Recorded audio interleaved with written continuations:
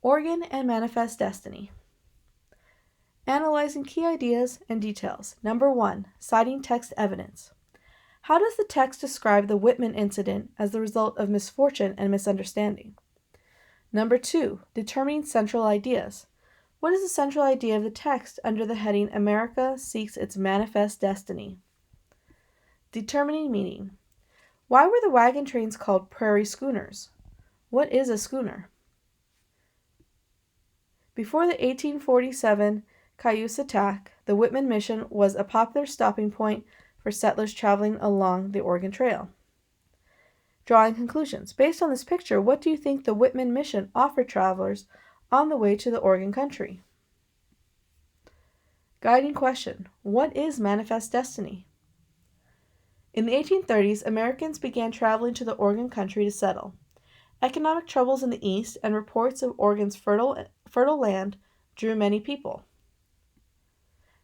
Marcus and Narcissa Whitman. Among the first settlers were Dr. Marcus Whitman and his wife Narcissa. They were missionaries who went to Oregon in 1836 and built a mission among the Cayuse people near the present site of Walla Walla, Washington. They wanted to provide medical care and convert the Cayuse to Christianity. The new settlers unknowingly brought measles to the mission. Native Americans had never been exposed to this disease. An epidemic killed many of the Cayuse children. The Cayuse blamed the Whitmans. They attacked the mission in November 1847 and killed the Whitmans and 11 others. Along the Oregon Trail. The Whitman incident was a shocking event, but it did little to stop the flood of pioneers on their way to Oregon. Drawn by reports of fertile Oregon land and driven by economic hard times in the East, many Americans took to the trail. These pioneers were called emigrants, people who leave their country because they left the United States to go to Oregon. In 1843, about 1,000 emigrants made the journey. Tens of thousands more would follow in the years ahead. Before the difficult 2,000-mile, 3,219-kilometer journey, these pioneers packed all their belongings. They stuffed their canvas-covered wagons with supplies. From a distance, these wagons looked like schooners, or ships at sea, and people called them prairie schooners. Gathering in Independence or other towns in Missouri, the pioneers followed the Oregon Trail across the Great Plains, along the Platte River, and through the South Pass of the Rocky Mountains. Then they turned north and west along the Snake and Columbia Rivers into the Oregon country.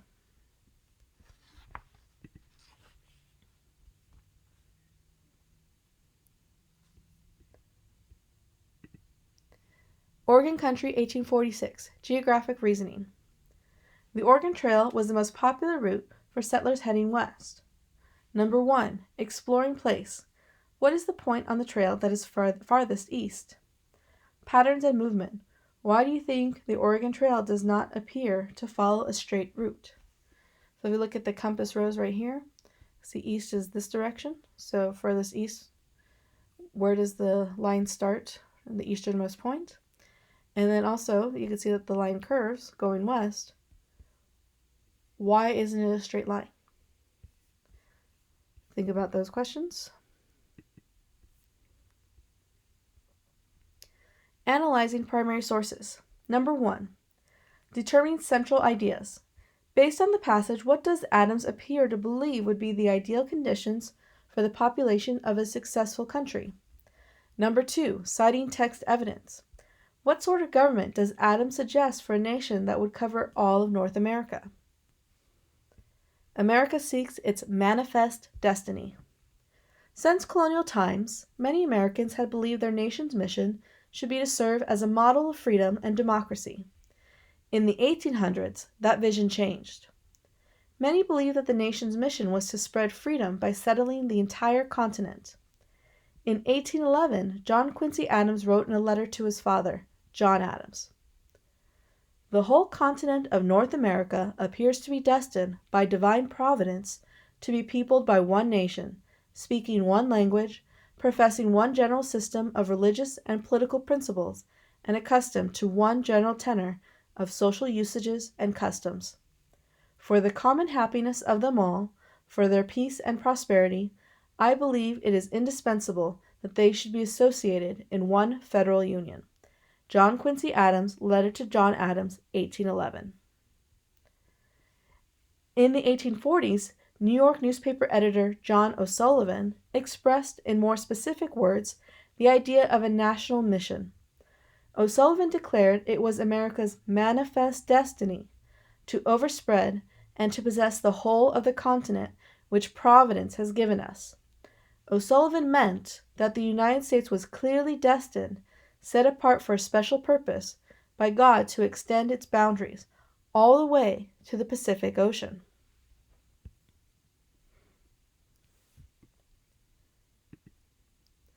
This famous painting, titled American Progress, shows the idea of manifest destiny depicted as a woman leading the country into the West. She carries a book which represents American enlightenment and is laying a telegraph wire. Analyzing sources. What symbolizes progress in the painting? Why is the left portion of the painting darker than the right side? 54-40 or fight. Many Americans wanted the United States to take over all of the Oregon country. In the 1844 presidential election, James K. Polk, the Democratic nominee, supported this desire. Democrats used the slogan 54-40 or fight, referring to the line of latitude they believed should be the nation's northern border in Oregon. Polk's Whig opponent, Henry Clay, did not take a strong position on the Oregon issue. Polk won the election because Whig support was not united behind Clay. A firm believer in manifest destiny, Polk was focused on acquiring Oregon. Britain would not accept a border at 54 degrees 40 minutes north latitude. In 1846, the two countries compromised. They set the border at 49 degrees north latitude. It was the same boundary the British had rejected 21 years before. Checking for understanding. Number 1. Explain effects.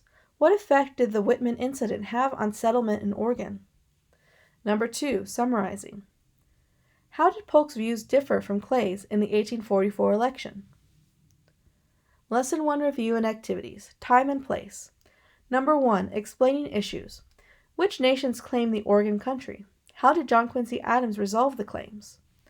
Building history, social science, analysis skills. Number 2. Analyzing point of view. During the 1840s, more Americans than British settled in the Oregon country. How do you think this settlement influenced negotiations with the British over the territory? Number 3. Explaining ideas. In what way was the Oregon Trail part of manifest destiny? Number 4. Distinguishing fact from opinion. Analyze this statement. The phrase 54-40 or fight was a successful political slogan. Is this statement a fact or an opinion? Explain your answer. Writing about history. Number 5. Argumentative writing. Take the role of a scout in the 1830s who makes a living by guiding settlers to Oregon. Write a 2-paragraph advertisement telling people why they should move to Oregon and why they should choose you to guide them. Collaborating. Number 6. Presenting. Working with a partner, produce a multimedia presentation explaining the reasons for American expansion into the Oregon country. Research and include images, paintings, popular songs, and folktales in your presentation.